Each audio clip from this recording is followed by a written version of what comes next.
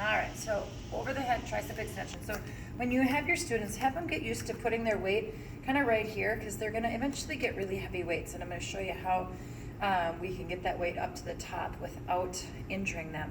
So they start here, and they can lift it up and rest it on their shoulder. Okay, it might not see much when they have a 10 or a 20 pound weight, but when they start to have 50s and 60s, it's significant, and they're going to need to put this weight on their shoulder.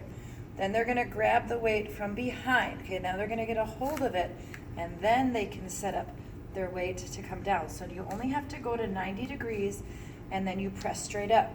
I typically have my right foot in front, and I have a little forward lean as I press in. Okay, I'm not trying to arch my back and come back this way. I'm actually more forward, okay, and down, keeping my elbows pointing towards the mirror or towards the front.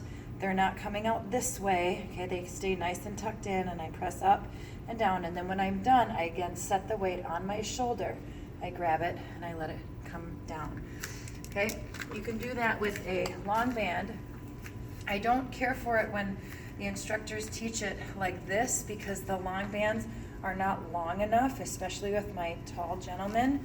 So I prefer that you find a band appropriate for 1 foot to step on the band.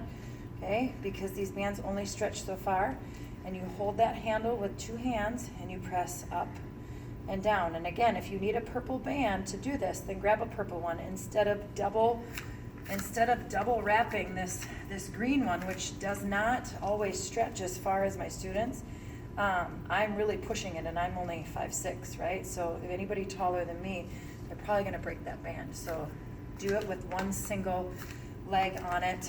Okay, and give that stretch that way. I think that's it.